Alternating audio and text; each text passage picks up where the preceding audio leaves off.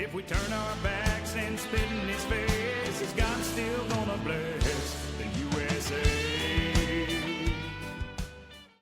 In every generation, there's a moment when silence feels safer than action, when going along seems easier than going forward. Today, the cost of courage often feels social, with a canceled account or a lost platform. There's public ridicule, being labeled, mocked, or marginalized, but courage has not always been so cheap.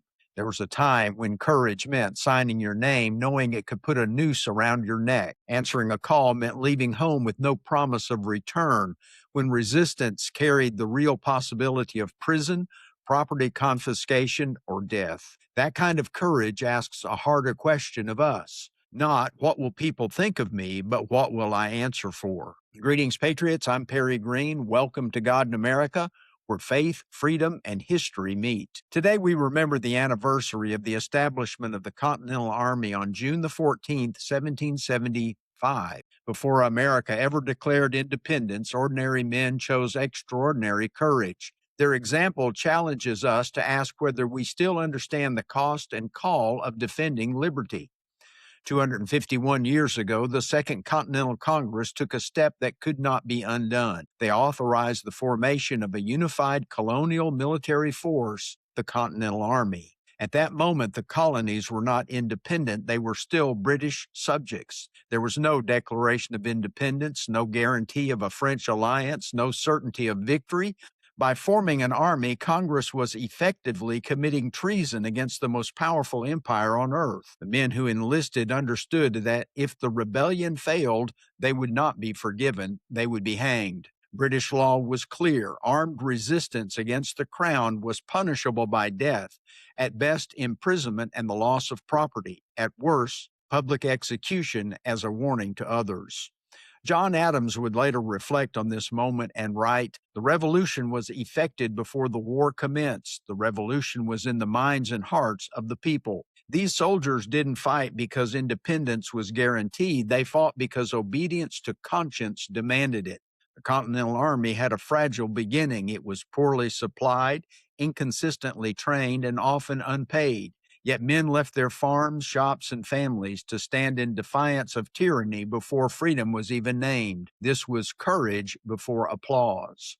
Scripture understands this kind of courage. Hebrews 11 describes men and women who acted by faith without seeing the fulfillment of God's promises. In verse 13, we read, "These all died in faith, not having received the things promised, but having seen them and greeted them from afar." Faith does not wait for guarantees. Joshua told Israel, "Choose this day whom you will serve," not after safety was assured, not after victory was certain or life was easy, but this day.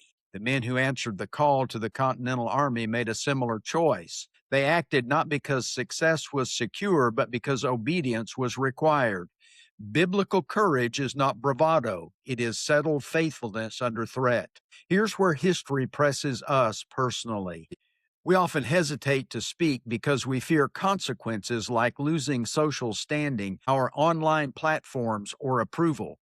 Yet those early patriots feared losing their lives, their families, and their future. The Declaration signers willingly risked their lives, fortunes, and sacred honor for liberty. Still, the common patriots stood with them, united against the empire. Faith and freedom are inseparable. God-given liberty requires moral courage sustained by conviction rather than convenience. The repeating truth of today's story is this: courage is choosing duty before outcome.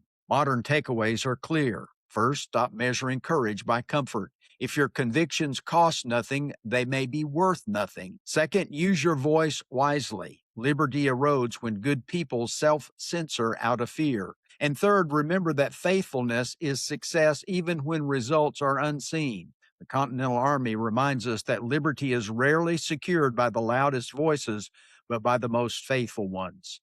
As we remember the courage of those who stood before independence was declared, may we recover the courage to stand before approval is granted. Well, thanks for being with us today. Until next time, let's keep the light of faith-filled courage burning.